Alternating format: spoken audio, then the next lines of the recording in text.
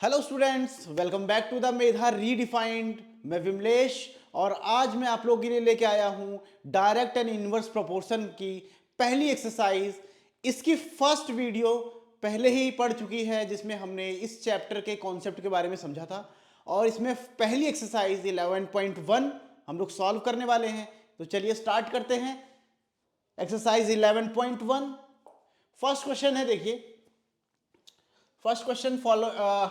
Following are the car parking charges near a railway station up to.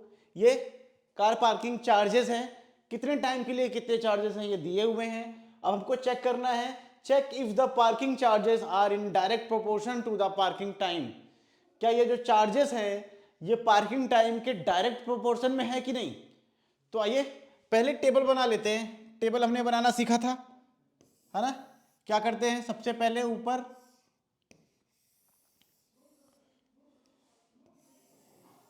ऊपर आ जाएगा time और नीचे हम ले लेते हैं चार्जेस। ठीक है, ये रुपीज में है और ये आवर्स में है। ठीक है, इतनी बात क्लियर हो गई। तो हम ले ले टाइम 4 आवर्स के लिए चार्जेस हैं 60 रुपीज एंड 8 आवर्स के लिए चार्जेस हैं 100 रुपीज एंड 12 आवर्स के लिए चार्जेस हैं 140 एंड 24 आवर्स के लिए चार्जेस हैं 180 रुपीज। ठीक है, ठीक ऐसे ही टेबल बनता है, ऐसे ही बना के दिखाया था मैंने कॉन्सेप्ट वाली वीडियो में। ठीक है, अब डायरेक्ट प्रोपोर्शन का फॉर्मूला क्या था। डायरेक्ट प्रोपोर्शन में हमने क्या पढ़ा था, डायरेक्ट प्रोपोर्शन में हमने पढ़ा था x by y is equal to constant होता है, x by y is equal to constant होता है। ये फॉर्मूला हमने पढ़ा था। तो अगर हम इसको पहले टाइम को x ले लेते हैं और चार्जेस को ले लेते हैं y। ठीक है, तो ये क्या हो जाएगा, ये हमारा हो जाएगा ये x1 हो गया, ये y1 हो गया और ये x2 हो गया, y2 हो गया, x3 हो गया, है ना, y3 हो गया, ये x4 है, ये y4 है। ठीक, ये हमने समझा था। और हमने क्या समझा था, अगर ये डायरेक्ट प्रोपोर्शन में होगा तो x बाई वाई की वैल्यू हमेशा कांस्टेंट होगी। मतलब हमेशा क्या होगी, x बाई वाई की वैल्यू हमेशा इक्वल होगी। कांस्टेंट मतलब सेम, कभी चेंज नहीं होगी। तो इसका मतलब क्या हुआ, इसका मतलब x1 y1 is equal to x2 y2 is equal to x3 y3 is equal to x4 y4। ठीक है, कुछ इस तरीके से होगा। ठीक, तो अब हम ले लेते हैं कोई सी भी वैल्यू उठा लेते हैं, उसको दोनों को इक्वेट करके देखते हैं, उनके रेशियो को इक्वेट करके देखते हैं। अगर वो इक्वल है तो इसका मतलब डायरेक्ट प्रोपोर्शन में है, अगर नहीं इक्वल है तो डायरेक्ट प्रोपोर्शन में नहीं है। तो पहले ले लेते हैं 4/60। 4/60 इज इक्वल टू 8/100। देखिए डायरेक्ट प्रोपोर्शन में है कि नहीं। पहले हम इसको 4 से काट देते हैं। 4 1 जा 4, 4 1 जा 4, 4 5 जा 20, यहाँ 2 आ जाएगा, 20 बन जाएगा। ठीक है, ये 4 से काटेंगे, 4 2 जा 8 एंड 4 25 जा 100। तो यहाँ पर आ गया, यहाँ पर हमारे पास क्या आ गया, 1/15 इज इक्वल टू 2/25। तो क्या ये इक्वल दिख रहा है आप लोगों को, इक्वल तो नहीं है ना, ये इक्वल नहीं है तो इक्वल नॉट इक्वल हो जाएगा ये। तो ये इसका मतलब क्या है, डायरेक्ट प्रोपोर्शन में नहीं है। हम किसी को भी लेके चेक कर सकते हैं, इसको लेके चेक कर लीजिए, है ना, इसको लेके चेक कर लीजिए, इस वाले और इस वाले रेशियो को लेके चेक कर लीजिए। 12/140 इज इक्वल टू 24/180। ठीक है, 12 से इसे 4 से काट देते हैं, 4 3 जा 12, 4 3 जा 12 एंड 2 इधर आ जाएगा तो 4 5 जा 20 होता है। ठीक है, और यहाँ पर अगर हम 6 से काट दें, 6 4 जा 24, 6 3 जा 18, ये 0 आ जाएगा, 30 हो जाएगा। और अगर 2 से काटेंगे, 2 2 जा और 15, तो यहाँ पर क्या आ गया, 3/35 इज इक्वल टू 2/15 है क्या। ये दोनों इक्वल हैं आपस में, ये दोनों इक्वेट हो रहे हैं क्या, नहीं हो रहे हैं ना। इसका मतलब क्या है, ये भी इक्वल नहीं है। तो ये जो वैल्यूज दी हुई हैं, जो आर्स है और उसके जो पार्किंग के चार्जेस हैं, वो एक दूसरे से डायरेक्ट प्रोपोर्शन में नहीं है। ठीक है, तो इसका आंसर क्या हो जाएगा, not in direct proportion, not in direct proportion, direct proportion। ठीक है, कोई प्रॉब्लम? कोई प्रॉब्लम? अगर आप लोगों ने कॉन्सेप्ट वाली वीडियो देखी है तो कोई प्रॉब्लम होने वाली नहीं है। आइए सेकंड क्वेश्चन स्टार्ट करते हैं। सेकंड क्वेश्चन है, a mixture of paint is prepared by mixing one part of red pigments, ठीक है। अगर हम one part of red pigment ले रहे हैं और उससे उसके साथ ले रहे हैं 8 parts of base, one part of red pigment के साथ हम ले रहे हैं 8 पार्ट्स ऑफ बेस, ठीक है। ठीक, in the following table find the parts of the base that need to be added. ठीक, अब यहां पर देखिए, अगर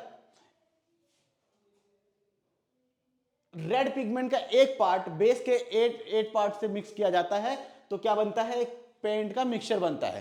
तो हमेशा वही मिक्सचर बनाने के लिए सेम रेशियो में ही हमको क्या करना पड़ेगा? मिक्स करना पड़ेगा। इसका मतलब क्या? ये सारी वैल्यूज जो है वो डायरेक्ट प्रोपोर्शन में आने वाली हैं। पार्ट्स ऑफ रेड पिगमेंट 1 है और पार्ट्स ऑफ बेस 8 है, तो इसी रेशियो में अगर हम रेड पिगमेंट बढ़ाएंगे तो उसी रेशियो में बेस का भी पार्ट जो है वो बढ़ेगा, ठीक है। तो इसका मतलब ये क्या है? ये डायरेक्ट प्रोपोर्शन में है। डायरेक्ट प्रोपोर्शन में है तो हमको पता है क्या होता है डायरेक्ट प्रोपोर्शन में, क्या होता है? होता है x by y is equal to constant होता है। इसका मतलब क्या है? इसका रेशियो, इसका रेशियो, इसका रेशियो, सबका रेशियो आपस में इक्वल होगा। तो हमको वैल्यू फाइंड करनी है, ठीक है। तो इसको ले लेते हैं हम y1, ये हो गया y2, ये हो गया y3 एंड ये हो गया y4, ठीक है। चलिए फॉर्मूला यूज करते हुए हम फाइंड करते हैं, ठीक है ना। तो पहला ये ले लेते हैं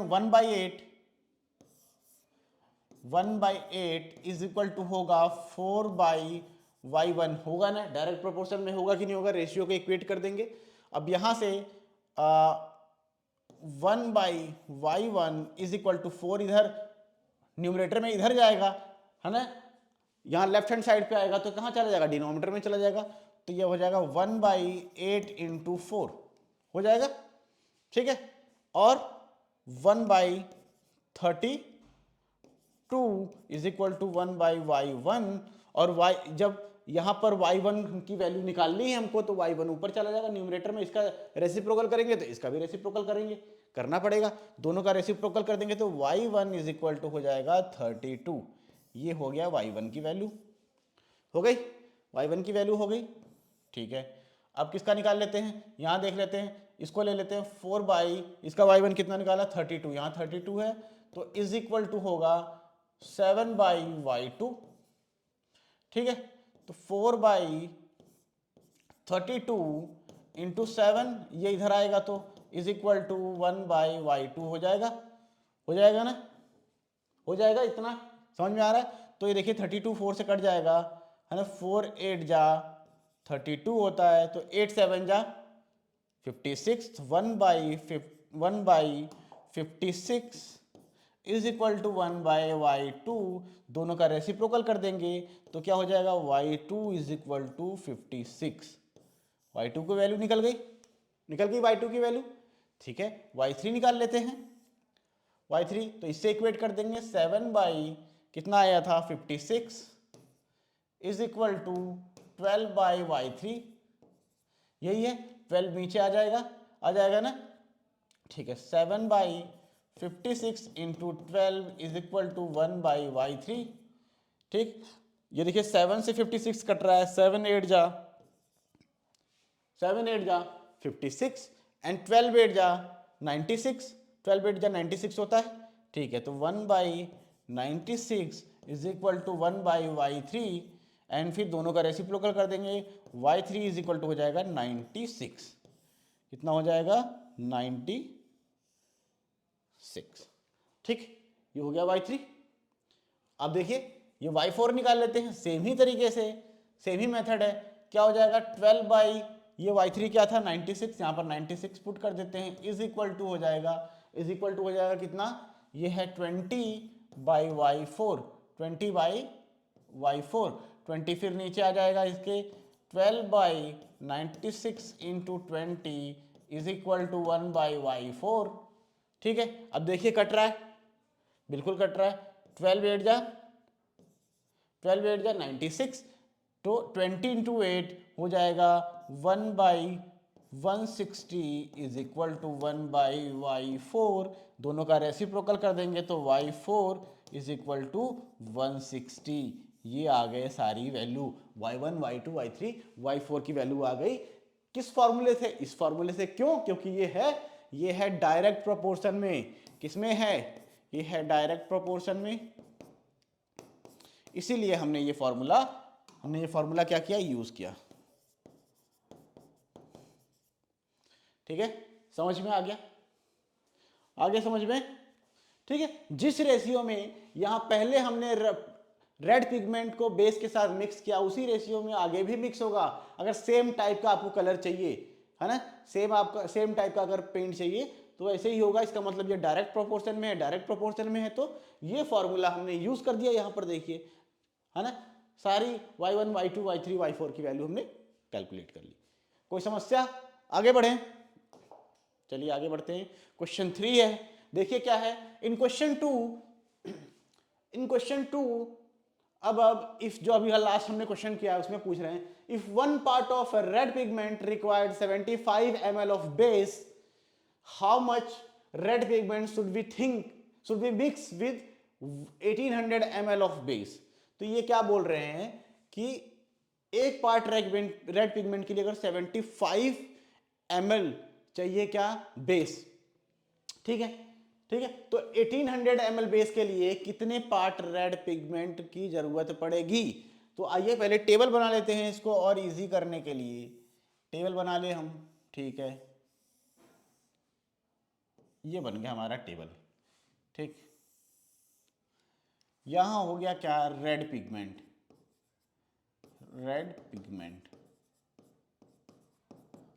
ठीक है, यहां पर आ गया बेस है ml में। ठीक है, रेड पिगमेंट दिया हुआ है पार्ट में, तो यहां मैं लिख देता हूं पार्ट। ठीक है, तो अगर रेड पिगमेंट होता है 1, तो बेस की जरूरत पड़ती है कितनी? 75 ml की। ठीक है, और अगर बेस यहां पर देखिए दिया हुआ है 1800 ml, तो रेड पिगमेंट कितना पार्ट होगा? तो ये हमने ले लिया x, हमको नहीं पता था, और हमको पता है ये डायरेक्ट प्रोपोर्शन में है। डायरेक्ट प्रोपोर्शन में है तो x/y is equal to k होता है, मतलब इसका रेशियो क्या होगा? इक्वल होगा।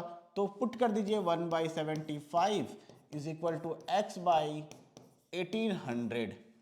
ठीक, अब जब ये 1800 ये डिनोमिनेटर में है, दूसरे साइड जाएगा तो न्यूमरेटर में चला जाएगा, तो x is equal to 1/75 into 1800 हो गया ना। चलिए 3 से काट दें, 3 2 जा 6 होता है, और ये यहाँ पर चला जाएगा 1 3 5 जा 25, 3 5 जा 15। ठीक है, 25 आ गया। यहाँ 3 6 जा होता है, 3 6 जा 18 होता है। ठीक है, अब यहाँ पर हम देखिए डायरेक्ट 25 से भी काट सकते हैं, लेकिन वो ज़्यादा बड़ा हो जाएगा। ठीक है, तो हम 5 से पहले काट लेते हैं। 5 5 जा 25 होता है, यहाँ पर 5 1 जा 5, 1 इधर आ जाएगा, 10 बन जाएगा, 5 2 जा 10, ये 0 आ जाएगा, है ना। फिर 5 से हम काट देते हैं, 5 2 जा कितना आ जाएगा? 10, फिर 2 यहाँ पर आ जाएगा, है ना, 5 2 जा 10, फिर 2 यहाँ पर आ जाएगा, ये क्या कितना हो जाएगा? 20, तो 5 4 जा होता है 20। देन x की वैल्यू कितनी आ गई? x जो है वो आ जाएगा 24 पार्ट। कितना आ जाएगा? 24 पार्ट। ठीक है, तो जो रेड पिगमेंट है वो कितनी पार्ट की जरूरत पड़ेगी? 24 पार्ट की जरूरत पड़ेगी। किसके लिए? 1800 ml बेस के लिए। ठीक है, ठीक, समझ में आ गया? ओके, कोई समस्या तो नहीं है? नहीं है ना? तो इस एक्सरसाइज में हमको ये डायरेक्ट इनवर्स के ही फॉर्मूले को यूज करना है, तो कोई ज्यादा प्रॉब्लम होने वाली नहीं है। ठीक है, 4th क्वेश्चन देखते हैं क्या है। A machine in a soft drink factory fills 840 bottles in 6 hours, है ना। सॉफ्ट ड्रिंक्स मशीन, एक फैक्ट्री की सॉफ्ट ड्रिंक्स मशीन है जो क्या करती है? 840 बॉटल्स फिल करती है 6 आवर्स में। Then how many bottles will it fill in 5 hours, है ना। तो आइए टेबल पहले बना लेते हैं, है ना, काफी काम हमारा क्या हो जाता है, इजी हो जाता है कि नहीं, हो जाता है ना। तो पहले ऊपर ले लेते हैं, क्या ऊपर ले लेते हैं टाइम, टाइम कितना लग रहा है और बॉटल्स कितनी फिल हो रही है ना, फिल्स बॉटल। टाइम किस में है, टाइम है आवर्स में, है ना, बॉटल्स के अंदर जो नंबर है, ठीक है। तो टाइम कितना लग रहा है, 6 आवर्स में ये फिल कर देता है 840 बॉटल्स, ठीक है।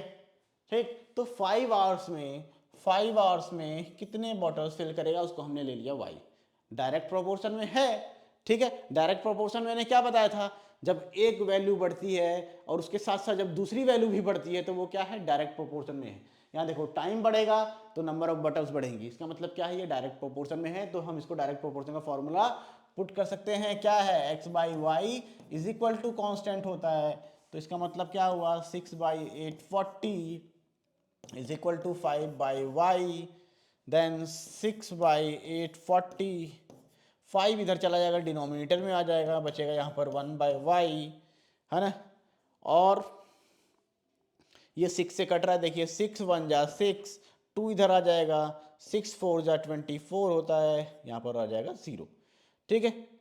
ठीक, तो आ क्या गया हमारे पास, क्या बचा, 1/140 into 5, 1/140 into 5 is equal to 1/y, है ना।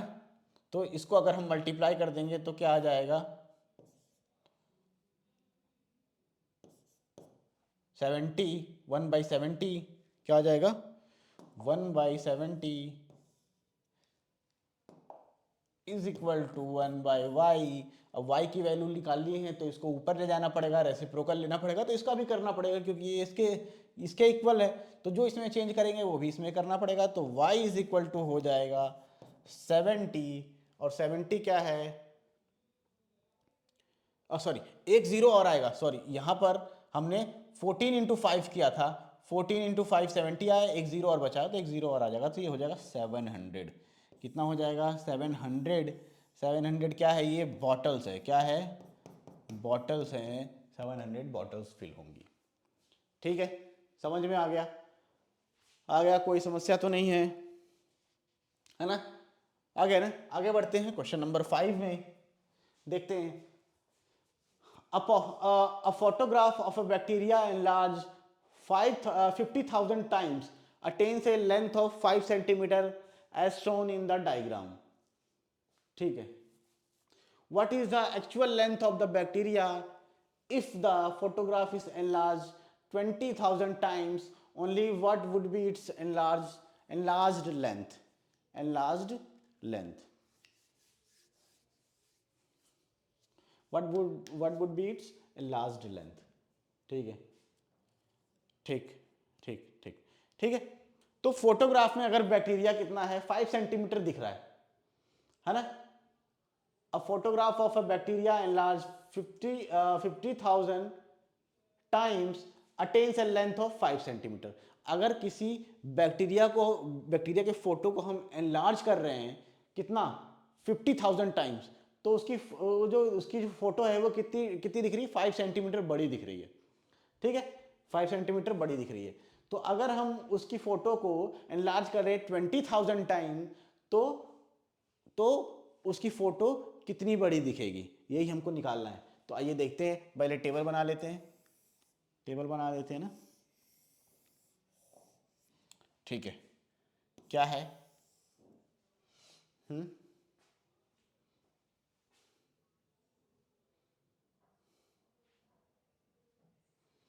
ये कितनी एनलार्ज हो रही है, पहले वो ले लेते हैं, एनलार्ज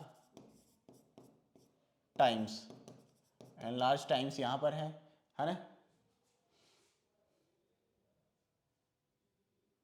ठीक है। ये है एक्चुअल लेंथ, एक्चुअल लेंथ, ये है सेंटीमीटर में, किसमें है, सेंटीमीटर में, ठीक है, ठीक है ना, ठीक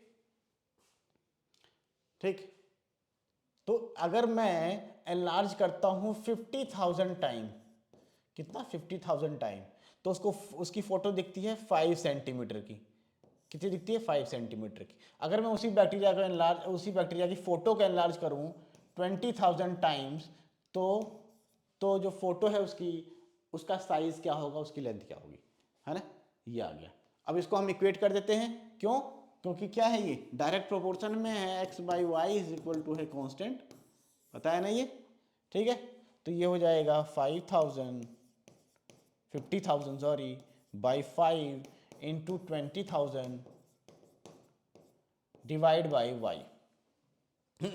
इंटू नहीं आएगा, सॉरी सॉरी सॉरी, यहाँ पर इक्वल का साइन है, इज इक्वल टू, ठीक है, क्या आएगा, इज इक्वल टू,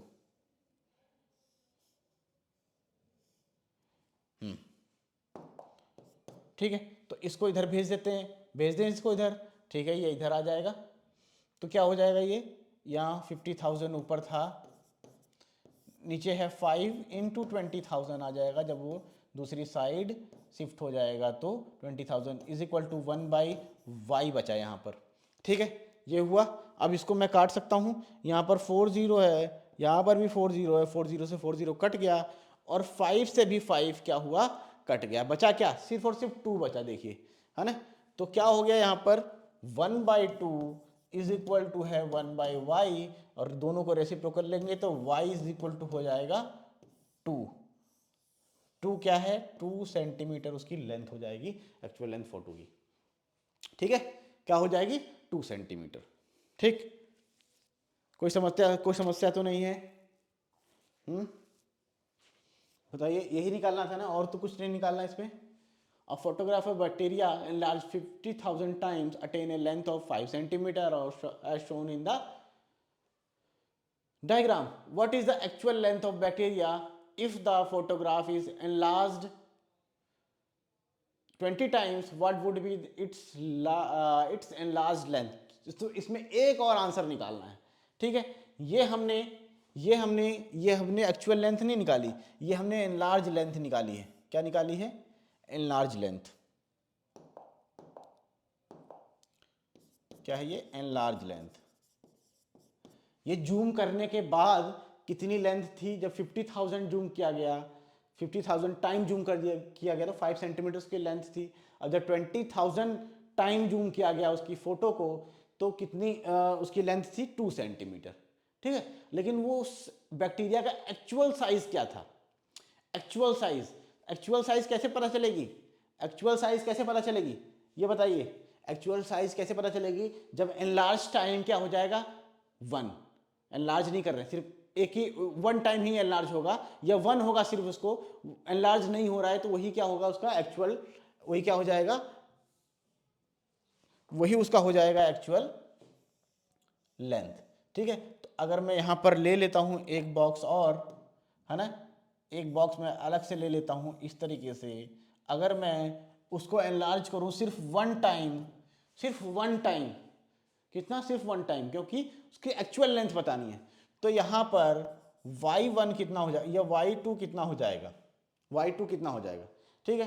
तो मुझे थोड़ा सा रब करना पड़ेगा, नहीं तो यहां पर आप लोग देख लीजिए, यहां पर देख लीजिए, ठीक है। अब इन दोनों को भी इक्वेट कर देंगे, हो जाएगा कि नहीं हो जाएगा, यहां पर 2 आ ही चुका है, तो इसकी 2 की वैल्यू ले लेंगे, तो क्या हो जाएगा 20,000 by 2 is equal to 1 by y2, ठीक है।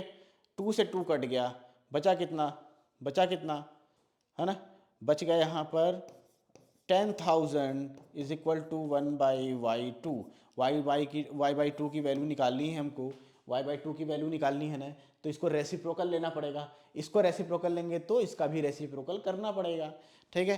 तो y2 इज इक्वल टू हो जाएगा, y2 इज इक्वल टू हो जाएगा 1 बाई 10,000 सेंटीमीटर, या इसको मैं और कर सकता हूं क्या, इसको कर सकता हूं मैं क्या, 10 raise to the power -4 centimetre, 10 raise to the power -4 centimetre, ठीक है, ठीक, समझ में आ गया ना समझ में। अब आप लोगों को क्लियर दिख रहा है या थोड़ा सा मैं और साफ लिख देता हूं इसको यहाँ पे रब करके। एक्चुअली पहले पता चला होता 2 क्वेश्चंस हैं तो हम थोड़ा जगह बचा के रखते। ठीक है, ठीक, कोई बात नहीं। तो ये क्या हो जाएगा, 10 रेज़ टू द पावर क्या हो जाएगा, 4 हो जाएगा, 4 0 4 हो जाएगा ना। तो जब ये डिनोमिनेटर में ऊपर ले जाएंगे तो पावर का साइन क्या हो जाता है, चेंज होता है। तो ये हो जाएगा, ये क्या हो जाएगा, ये हो जाएगा 10 raise to the power -4 centimetre. ये हो गया हमारा क्या, ये हो गया हमारा एक्चुअल लेंथ। ठीक है, ये हो गया हमारा जब 20 टाइम उसको क्या किया जाता है, मल्टीप्लाई किया जाता है, 20 टाइम उसको जूम किया जाता है ना, तो उसकी लेंथ कितनी होगी 2 सेंटीमीटर, और सॉरी 20,000 टाइम, और 50,000 टाइम जब जूम किया जाता है तो कितना हो जाता है 5 सेंटीमीटर। ठीक है, तीनों आंसर्स मिल गए आप लोगों को। ठीक, कोई समस्या तो नहीं है, बहुत इजी है। बस यहाँ पर आपको 1 रख देना है, क्योंकि एक्चुअल लेंथ जब आप फोटो खींचते हो कैमरे में आप देखोगे तो वो जूम होता है क्या, नहीं होता। लेकिन जब आप जूम करोगे तो x इंटू 4 दिखाएगा ना कितने टाइम वो जूम हो रहा है ना। जब बिल्कुल जूम नहीं होगा तो इंटू 1 होगा। तो इसीलिए हमने लास्ट टाइम 1 ले लिया, और यहाँ पर इसकी एक्चुअल लेंथ हमको पता चल गई कितनी है, 10 raise to the power -4 centimetre. ठीक है, आगे बढ़े, चलिए क्वेश्चन 6 पे चलते हैं। In a model of a ship the mast is 9 centimetre high while the mast of the actual ship is 20 metre high. ठीक है, if the length of the ship is 20 metre how long is the model ship. ठीक है, अब देखिए एक model, कोई ship है, उसका पहले मॉडल तैयार किया गया। मॉडल तो छोटा सा बनाया जाता है, जब कोई घर बनने वाला होता है तो उसका मॉडल तैयार किया जाता है ना, छोटा सा, है ना, कि भाई घर जो है, जो बिल्डिंग है बनने के बाद कैसी दिखेगी, उसका मॉडल बना लिया जाता है। तो ऐसे ही शिप का मॉडल बनाया गया और उसके बाद शिप भी बनाई गई। तो शिप का मॉडल का साइज और शिप का साइज तो बहुत डिफरेंस होगा ना इन दोनों में। शिप का साइज तो बहुत बड़ा होगा, मॉडल तो छोटा सा होगा, है। तो वही कंपेयर कर रखा है। इनका जो मास्ट का साइज है वो 9 सेंटीमीटर है, ठीक है, मॉडल के अंदर, लेकिन एक्चुअल में वो कितना है 12 मीटर हाई। ठीक है, अब if the length of the ship is 28 metre, ठीक है, एक्चुअल में 28 मीटर उसकी लेंथ है, तो मॉडल में उसकी लेंथ क्या होगी। ठीक है, तो पहले टेबल बना लेते हैं।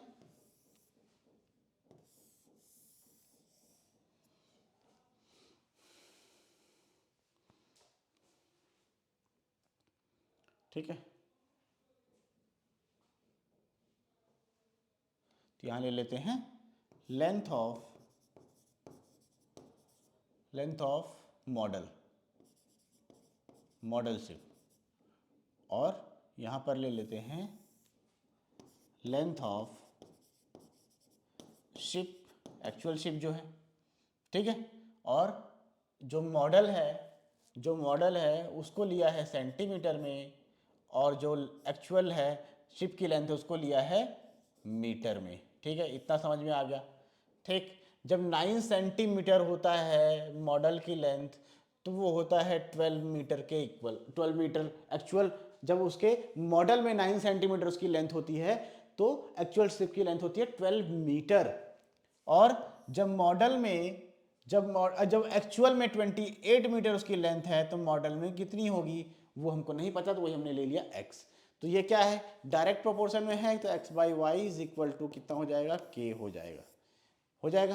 तो पुट कर देते हैं यही वाला formula, 9/12 is equal to x/28, then x is equal to 9/12, 28 इधर जाएगा तो मल्टीप्लाई में चला जाएगा, ये हो गया मल्टीप्लाई। ठीक है, अब 4 से कट रहा है, ठीक है, 4 3 ज़ा 12, 4 7 ज़ा 28, 3 3 ज़ा 9, और यहाँ पर आ गया कितना 3 7 ज़ा 21। तो x इज इक्वल टू हो जाएगा 21 सेंटीमीटर। मॉडल में उसकी लेंथ कितनी है 21 सेंटीमीटर है, एक्चुअल में उसकी लेंथ कितनी है 28 मीटर है। ठीक है, समझ में आ गया,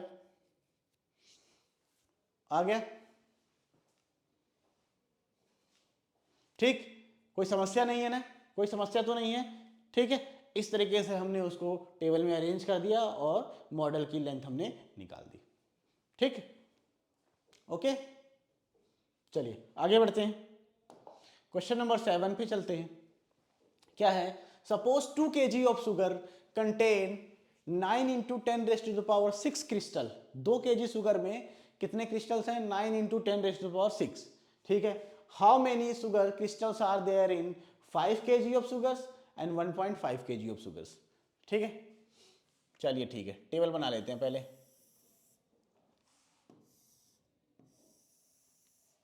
ठीक है, यहां पर सबसे पहले ठीक वेट ऑफ शुगर ले लेते हैं पहले, वेट ऑफ शुगर। ये हो जाएगा किसमें? ये हो जाएगा केजी में, केजी में दिया हुआ है ना। ठीक है, और यहाँ पर number of crystals, number of crystals. ठीक है, समझ में आ गया? ठीक है ना, चलिए ठीक है। अब यहाँ पर देखिए, जब वेट होता है 2 kg, शुगर का वेट होता है कितना? 2 kg, तो उसमें क्रिस्टल्स होते हैं 9 into 10 raise to the power 6 crystals. ठीक है, ठीक है। अब हमको बताना है 5 kg ऑफ शुगर्स में, 5 kg ऑफ शुगर्स में क्रिस्टल्स कितने होंगे? तो ये y1 ले लेते हैं, और उसके बाद क्या है? उसके बाद 1.2 kg ऑफ शुगर्स में कितने क्रिस्टल्स होंगे? तो इसको हम ले लेते हैं y2।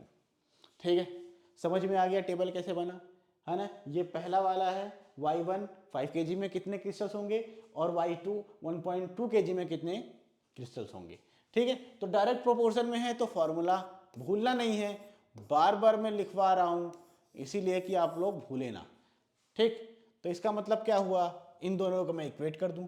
ठीक है, यहां देखिए, यहां कर देता हूं 2/9 into 10 raise to the power 6 is equal to 5/y1, 5/y1 हो जाएगा। हो गया, ठीक है। 5 को हम क्या करें? इधर भेज दें इधर, तो ये न्यूमरेटर में डिनोमिनेटर में चला जाएगा, तो यहाँ पर क्या आ जाएगा? 2/9 into 10 raise to the power 6 into क्या आ जाएगा? 5 is equal to 1/y1, 1/y1। ठीक है, तो यहाँ पर अगर हम काट दें, कुछ कट रहा है, किसी को तो काटना ही पड़ेगा, ये काट देते हैं, 5 को ही काट देते हैं, है ना? 2 से अगर मैं 5 को काटूंगा, 2 2 सा होता है 4, 1 बच जाएगा, पॉइंट लगा देंगे, 0 हो जाएगा, तो वो 10 बच जाएगा, 2 5 सा 10 होता है। ठीक है, होता है ना? तो अगर मैं 2.5 को 9 से मल्टीप्लाई कर दूं, 2.5 को 9 से मल्टीप्लाई कर दूं तो क्या हो जाएगा? ये 9 है ना, तो मल्टीप्लाई कर देते हैं, क्या बचेगा यहाँ पर? 9 5 सा 45, 4 कैरी, 9 2 सा 18, 18 4 22। कितने डिजिट के बाद डेसिमल है? 1, तो 1 के बाद यहाँ पर आ जाएगा, इनटू हो जाएगा 10 रेज़ टू द पावर 6, यहाँ बचा 1 इज इक्वल टू 1/y1 हो जाएगा। ठीक है, समझ में आ गया? आ गया। अब क्या करना है? कुछ नहीं करना, क्या करना है? y1 नीचे है ना, इसको रेसिप्रोकल लेंगे, आ जाएगा, तो इसका रेसिप्रोकल ले लेते हैं। y1 इज इक्वल टू, तो इसका भी रेसिप्रोकल लेना पड़ेगा, तो ये हो जाएगा 22.5 into 10 raise to the power 6। Number of crystals कितने होंगे? 22.5 into 10 raise to the power 6, ये नंबर ऑफ क्रिस्टल्स होंगे 5 kg ऑफ शुगर्स में। किसमें? 5 kg ऑफ शुगर्स में। ठीक है, ठीक है ना, कोई समस्या तो नहीं है? नहीं, कोई समस्या नहीं है। इसको क्या करना है? अगर हम इसको क्या करेंगे? स्टैंडर्ड फॉर्म में करेंगे। स्टैंडर्ड फॉर्म में कैसे होता है? एक ही डिजिट के बाद डेसिमल होता है ना? एक ही डिजिट के बाद डेसिमल होता है, तो डेसिमल एक डिजिट और भेज देते हैं इधर, एक डिजिट और भेज देते हैं, तो क्या हो जाएगा? एक पावर बढ़ जाएगी, 2.25 into 10 raise to the power 7। ये हो गया, ये क्या हो गया? ये 5 kg ऑफ शुगर्स में कितने नंबर ऑफ क्रिस्टल्स हैं, ये निकल गया। ठीक, समझ में आ गया? समझ में आ गया? चलिए अब क्या करेंगे हम? अब क्या करेंगे?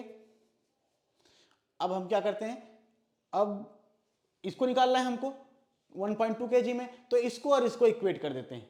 इसको और इसको भी इक्वेट कर सकते हैं, लेकिन यहां पर वैल्यूज बड़ी है, कैलकुलेशन करने में थोड़ी प्रॉब्लम हो सकती है, तो हम किसी को भी किसी से इक्वेट कर सकते हैं।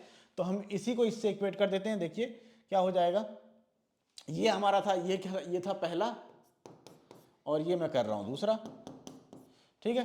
तो 2/9 into 10⁻6 is equal to 1.2/y2, ठीक है, समझ में आ गया, ठीक है। तो ये इधर आ जाएगा, ये इधर आ जाएगा, डिनोमिनेटर में चला जाएगा, 2/9 into 10⁻6 into 1.2 into 1.2 is equal to 1/y2। यहाँ तक कोई समस्या तो नहीं है, कोई समस्या तो नहीं है। 2 6 होता है 12, और एक डिजिट के बाद डेसिमल है, तो यहाँ पर एक डिजिट के बाद डेसिमल हो जाएगा, 0.6 हो जाएगा, ठीक है, 0.6 हो जाएगा। ओके, आइए इसको यहाँ पर लिखते हैं, यहाँ पर लिखते हैं, बचा क्या, 1/9 इंटू 10⁻6 इंटू 0.6, यही है, यही है, हाँ, इज इक्वल टू 1/y2, ठीक है, ये है। अब हम क्या करेंगे, 9 को 6 से मल्टीप्लाई कर देंगे, एक डिजिट के बाद डेसिमल है, एक डिजिट के बाद डेसिमल लगा देंगे, एक डिजिट के बाद क्या करेंगे, डेसिमल लगा देंगे, ठीक है। तो 9 6 54, तो 1/54, एक डिजिट के बाद डेसिमल, एक डिजिट के बाद डेसिमल लगा दिया, इनटू ये तो ऐसे ही पड़ा हुआ है 10⁻6 is equal to 1/y2, then दोनों का रेसिप्रोकल करेंगे तो y2 इज इक्वल टू हो जाएगा 5.4 इंटू 10⁻6। ये नंबर ऑफ क्रिस्टल्स हैं 1.2 kg ऑफ शुगर के अंदर, 1.2 kg ऑफ शुगर्स के अंदर। ये क्या है, ये हैं क्रिस्टल्स, क्रिस्टल्स। ये भी क्या थे, ये भी थे क्रिस्टल्स। समझ में आ गया, आ गया, कोई समस्या तो नहीं है ना। आगे बढ़े, आगे बढ़े, चलिए क्वेश्चन नंबर 8 पे चलते हैं। क्या है, Rashmi has a road map with a scale of 1 centimeter representing 18 kilometer. She drives on a road for 72 kilometer. What would be the her distance covered in the map? ठीक है, तो कौन है भाई, ये रश्मि जी हैं। रश्मि क्या कर रही है, एक मैप है उनके पास, ठीक है।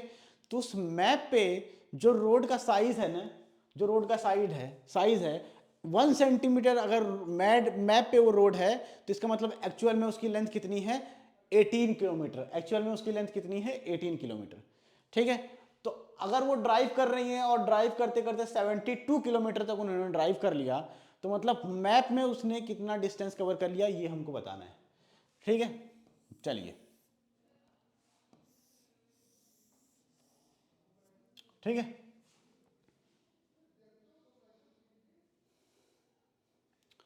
ठीक, ऊपर ले लेते हैं हम लोग क्या, distance of road, distance of road ये है किलोमीटर में लिया जा रहा है, ठीक है। और डिस्टेंस इन मैप ये है सेंटीमीटर में लिया जा रहा है, ठीक है, समझ में आ गया। जब रोड पे 18 किलोमीटर, मैप का होता है 1 सेंटीमीटर के इक्वल, ठीक है। अगर वो रोड पे 72 किलोमीटर गाड़ी उसने चला दी, तो मैप की लेंथ कितनी होगी, मैप पे वो लेंथ कितनी होगी, तो उसको ले लेते हैं y, ठीक है, समझ में आ गया। तो क्या है ये क्या है, डायरेक्ट प्रोपोर्शन में है, x/y is equal to k, हो जाएगा कि नहीं हो जाएगा। तो 18/1 इज इक्वल टू 72/y हो जाएगा, 72 इधर भेज दो, 18/72 इज इक्वल टू 1/y, ठीक है।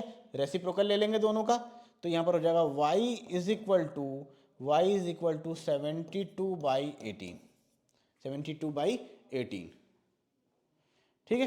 तो 18 फोर्जा अगर मैं डायरेक्ट काटूं तो 18 फोर्जा क्या होता है, 72 होता है। तो क्या आ जाएगा, y is equal to 4 centimetre. तो ये क्या है, 4 सेंटीमीटर लेंथ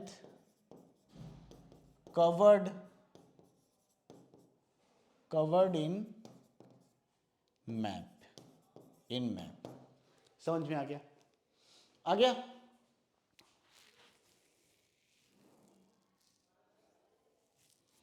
कोई समस्या तो नहीं है?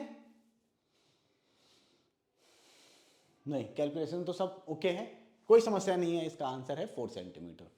ठीक है, चलिए क्वेश्चन 9 पे आ जाते हैं। A 5 metre 60 centimetre high vertical pole, ठीक है, एक पोल है जिसकी लेंथ कितनी है, जिसकी हाइट कितनी है, 5 मीटर 60 सेंटीमीटर। ठीक है, vertical pole cast a shadow 3 metre 20 centimetre long.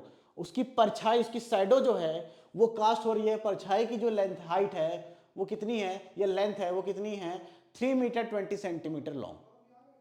ठीक है, find at the same time the length of the shadow cast by another pole 10 meter 50 centimeter high and the height of pole which cast a shadow of 5 meter long। ठीक, ठीक है, तो इसमें पहले, सबसे पहले हमको क्या बनाना पड़ेगा, सबसे पहले हमको टेबल बनाना पड़ेगा। तो आइए बना लेते हैं टेबल। ठीक है, ठीक, तो ऊपर ले लेते हैं हम height of pole, height of pole, height of pole. और ये ले रहे हैं हम क्या, यहाँ पर मीटर भी दिया हुआ है और सेंटीमीटर भी दिया हुआ है, तो एक ही यूनिट में लेंगे तभी तो कैलकुलेशन कर पाएंगे। तो हम क्या कर लेते हैं, इसको सेंटीमीटर में ही कर लेते हैं, है ना। तो 5 मीटर, 5 मीटर, 1 मीटर में कितने सेंटीमीटर होते हैं, 100 सेंटीमीटर होते हैं। तो 5 मीटर में कितने सेंटीमीटर होंगे, 100 सेंटीमीटर होंगे। टोटल सेंटीमीटर कितना हो गया, 500 प्लस 60, तो 560 सेंटीमीटर हो जाएगा ना। तो ये हाइट ऑफ पोल है, पोल है, और इसको लेंगे हम किस में, सेंटीमीटर में।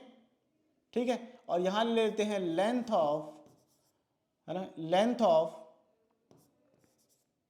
Length of shadow. और ये किस में दिया हुआ है, ये दिया हुआ है, ये भी मीटर और उसमें दिया हुआ, तो इसको भी हम सेंटीमीटर में ले लेते हैं, इसको भी सेंटीमीटर में ले लेते हैं, दोनों को सेंटीमीटर में ले लिया हमने। ठीक है, फर्स्ट केस में जब उस पोल की हाइट होती है कितनी, 560 सेंटीमीटर, 560 सेंटीमीटर होती है। ठीक है, 5 मीटर 60 सेंटीमीटर को मैंने 60 सेंटीमीटर कन्वर्ट कर दिया, तो 560 सेंटीमीटर हो गया। तो 560 सेंटीमीटर हाइट के पोल से शैडो कास्ट होती है 320 सेंटीमीटर, 320, तो 320 सेंटीमीटर की शैडो कास्ट हो रही है। ठीक है, एक वैल्यू मिल गई हमको।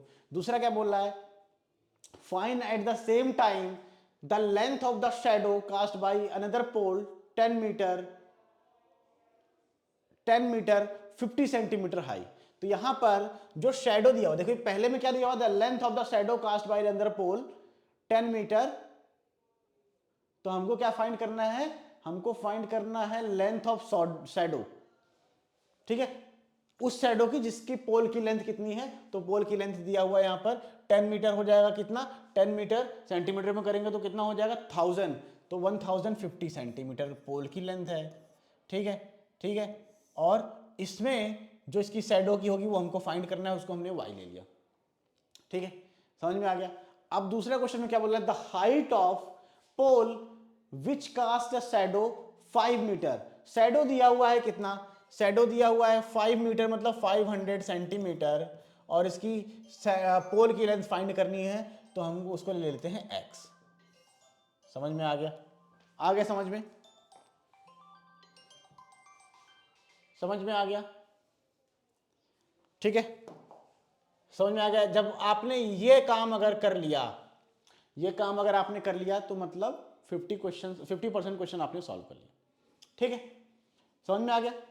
तो एक बार और रीचेक कर लेंगे, the length of the shadow cast by another pole 10 metre 50 centimetre high.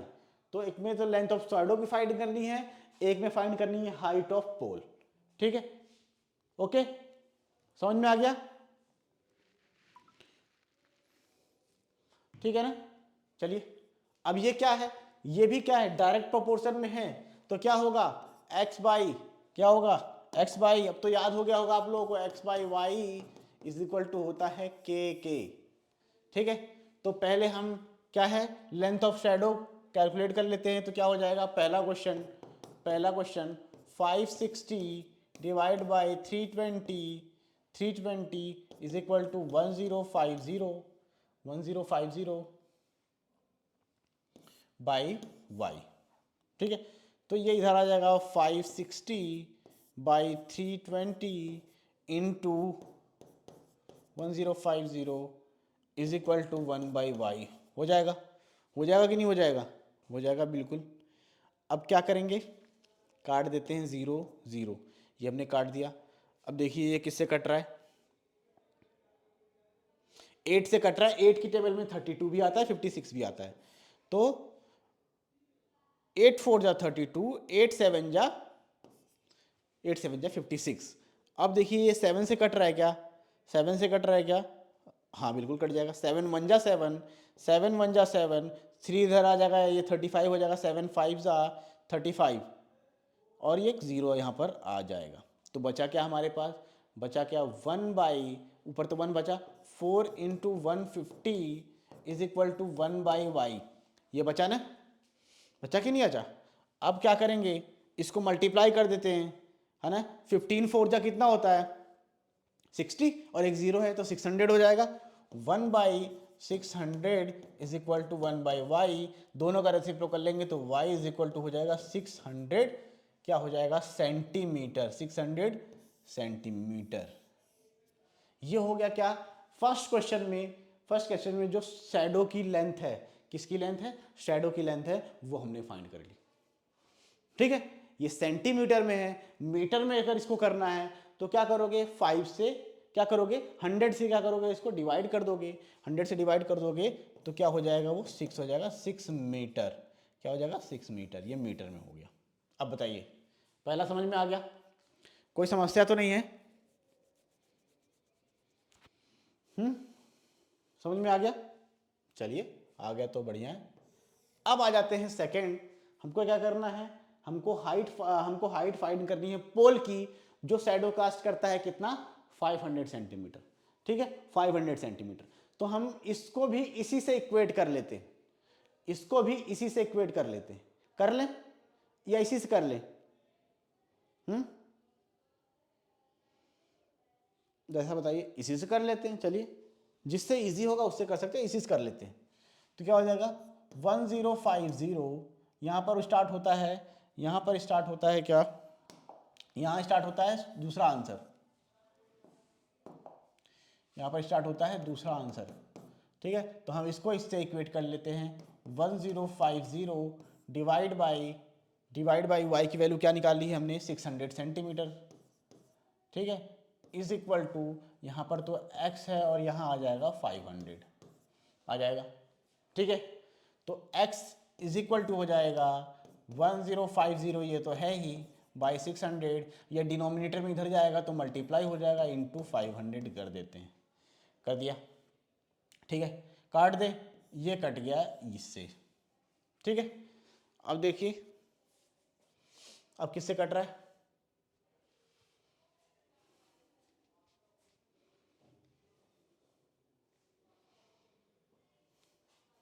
Six से कटेगा क्या, ये डायरेक्ट देखिए जरा।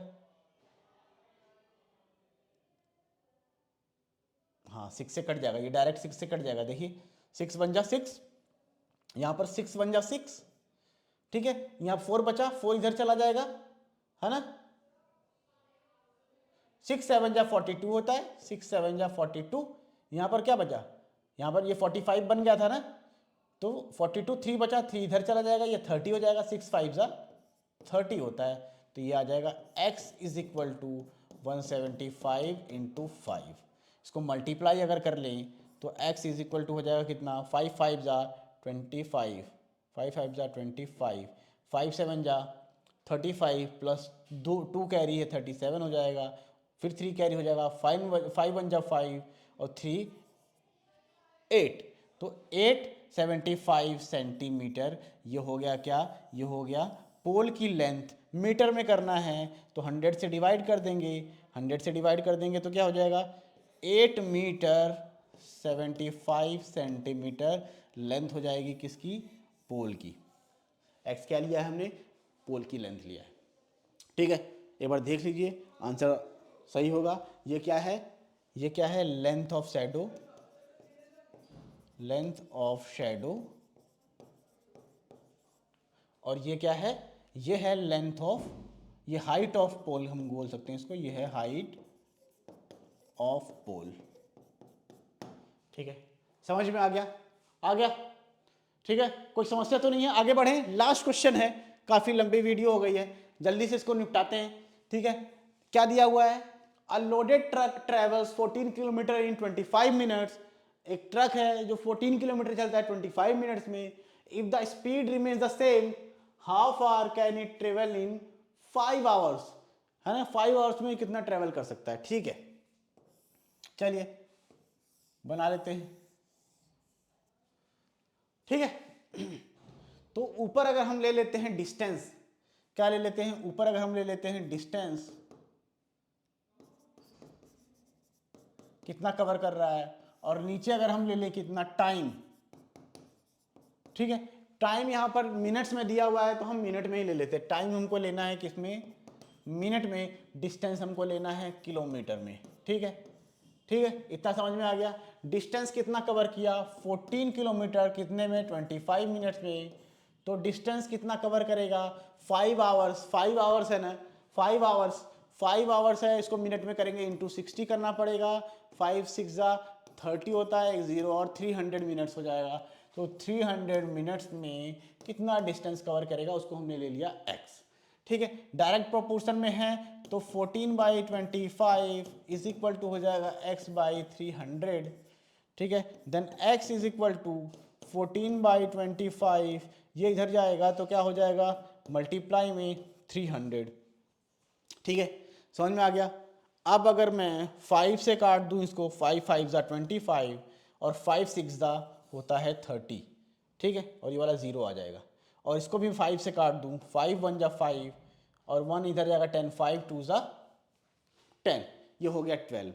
ठीक है, तो क्या हो जाएगा, x is equal to 14 into 12, कितना हो जाएगा, 14 इंटू 12।